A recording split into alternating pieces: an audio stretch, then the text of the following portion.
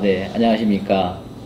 좀 전에 소개받은 한국자산관리공사의 팀장으로 있는 김기영입니다. 집은 대전이지만 현재 근무하는 곳은 부산에 있고요. 네, 부산에서 내년까지 있고 아마 후년에는 대전지사로 아마 발령받아서 올 수 있을 것 같습니다. 김기영님하고의 만남은 꽤 되죠? 오래되죠? 네. 수년 전에 여기 아카데미를 오셨다가 네. 다시 도전하셨어요. 네, 맞습니다. 그 동기가 있으실 텐데요. 제가 여기가 처음에 온 것이 지금 여기가 세 번째거든요.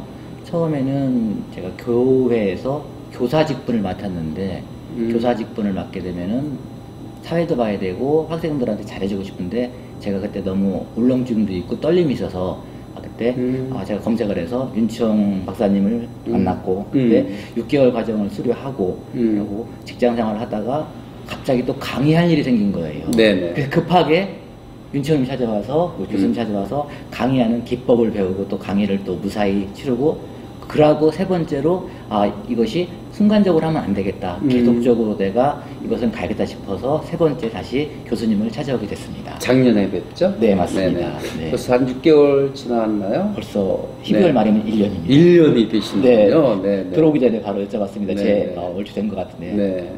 그런데 예, YCY 토요 CEO 과정에 지금 입문하셔서 1년이 되셨다고 하는데 말씀마다 굉장히 귀한 정보와 깨달음을 주는 내용으로 우리한테 스피치를 해주셔서 듣는 이들도 즐겁습니다. 감사합니다. 그런데 오늘 이렇게 모신 이유는 제가 41번째 책 화보에 바뀌면 인생이 바뀐다 공감시대라는 책을 가져오셔서 사인을 해드리면서 우리 인터뷰 한번 합시다 제가 요청한 것입니다. 네. 여러분 요 책을 사오시면 제가 인터뷰 한번 해드릴 수 있습니다.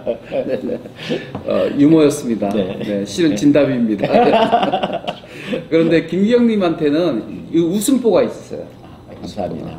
가만히 뭔가 안에 에너지가 다름을 느낄 수 있었습니다. 그래서 늘 즐겁게 웃으며 사는 비결이 무엇일까 궁금해서 오늘 제가 스피치 할 때 여쭤봤는데요. 아하, 그러구나. 네. 그래서 오늘 여러분과 함께 그 즐겁게 인생을 사는 방법에 관해서 함께 생각해 보도록 하겠습니다. 인생을 살면서 절대로 용서받지 못할 사람이 있다는 거 아십니까? 잘 모르겠습니다. 자기 인생을 즐기며 살지 못하는 사람은 용서 받을 수 없다고 하는데 네. 김기영님은 용서가 됩니다. 즐겁게 사시니까. 네. 네, 우리 김기영님한테 첫 번째 네. 즐겁게 사는 방법 무엇입니까? 내 주변 사람이 소중하다는 것을 다시 느끼는 겁니다. 제가 운동을 좋아하고 탁구를 좋아하고 네. 근데 제가 탁구에서 서브라는 룰이 있는데 서브의 룰에서 상대편한테 이렇게 하면 안 되라는 것을 지적을 받았거든요. 네. 너무나 억울한 거예요. 그래서 네. 제가 그 와이프한테 동영상 촬영을 시키고 제 서브를 계속적으로 반복 촬영을 했거든요.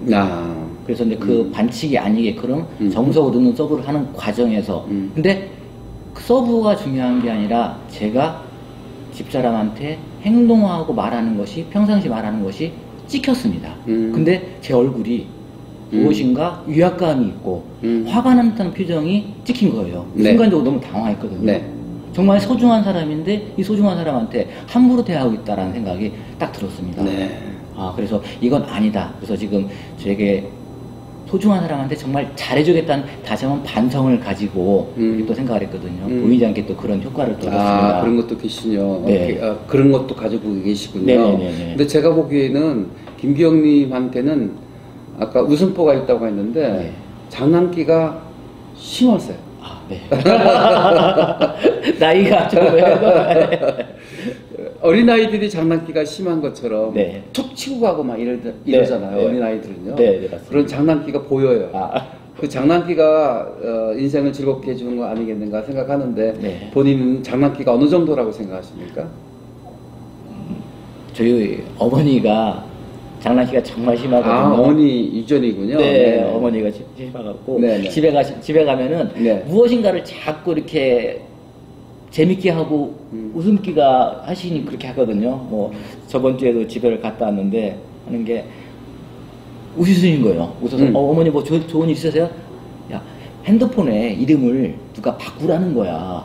그랬더니 전에는 어떻게 전시했어요? 그랬더니 그냥 김기영 이렇게 했다는 거예요. 근데 위장원에 가니까 그것을 큰아들 김기영 이렇게 하라는 거예요. 그러니까 핸드폰을 딱 받으면은 뜨는 사람이 큰아들 그러는 거예요. 그러니까 큰아들 왔어? 이렇게. 그러니까 하나하나 모든 것이 어머니가 그런 식으로 장난기를 하면서 큰아들 왔어 하면서 자꾸 툭툭 치고 재밌게 하시는 거예요. 그래서 어머님의 피가 저한테 오지 않았나. 김창원 교수도 재밌게 네. 강의하는 것 중에 하나가 네. 어머니의 어투를 닮았다고 하는데 네. 김기영님도 그러시군요. 네. 스피치에는 세 가지 쌍기역이 있어야 된다고 하는데요. 네.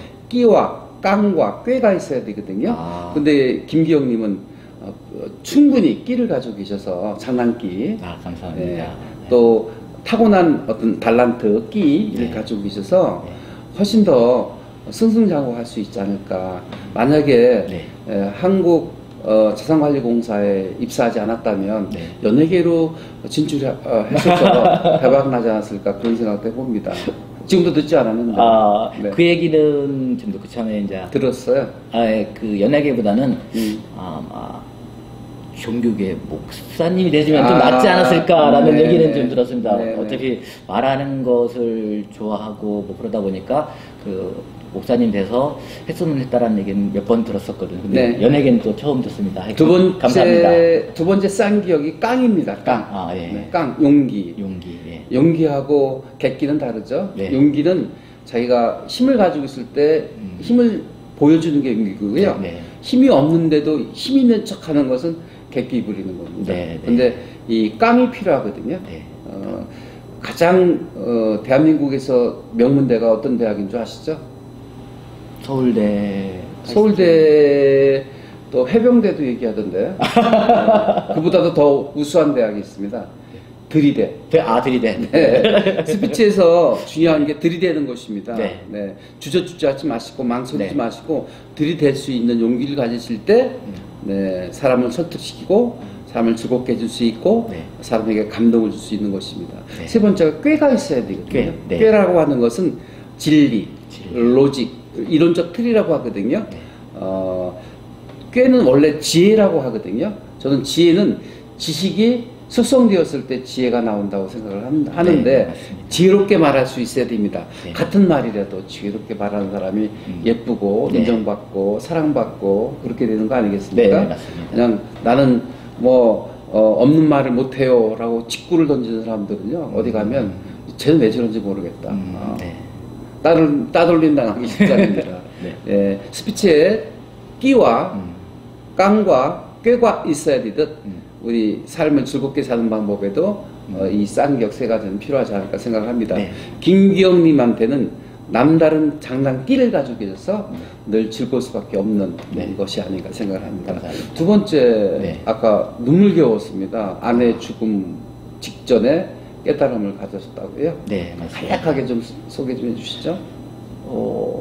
정말 간략하게 말할 수 없는 가슴에 한이 있는 사건이거든요. 네. 제가 만약에 아까 말했다시피 같이 와이프랑 같이 대전에 있었으면은 제가 그렇지 않았을 텐데 제가 타지에서 직장생활 하면서 와이프의 죽음을 딴 사람을 통해서 전달받았을 때 그 슬픔이란 말할 수 없었거든요. 네. 근데 그것이 죽었다라고 말을 들었을 때는 죽었다고 표현하면은 숨을 안 쉰다라고 들었을 때는 엄청난 저한테 충격이었습니다. 그 충격 다가온 것을 냉정하게 수습을 하고 있는 저는 더욱 놀라웠거든요. 그래서 그것이 길지 않은 20분의 시간이었지만은 그 20분의 시간 동안에 정말 많은 생각을 했었고 그 20분 이후에 소생했을 때 그 쏟아지는 눈물은 주체할 수 없을 정도로 그리고 그 이후에 수술하는 과정 그 이후에 치료하는 과정을 보면서 정말 새벽기도 다니면서 눈물로 기도를 했거든요. 그때 옆에 계신 분이나 목사님들이 저 집사님 왜 이렇게 울고 다니냐까지 말을 할 정도로 그러니까 너무나 간절하다 보니까 울을 수밖에 없었고 울음이 날 수밖에 없었고 하나님한테 매달릴 수밖에 없는 그런 게 있었거든요. 그래서 그러다 보니까 와이프를 더 사랑하게 되고 와이프에 대해 말하는 거 와이프에 대해 생각하는 게 더 깊어질 수밖에 없었고 그거에 따라서 제 삶에 모태가 바뀐 것 같아요.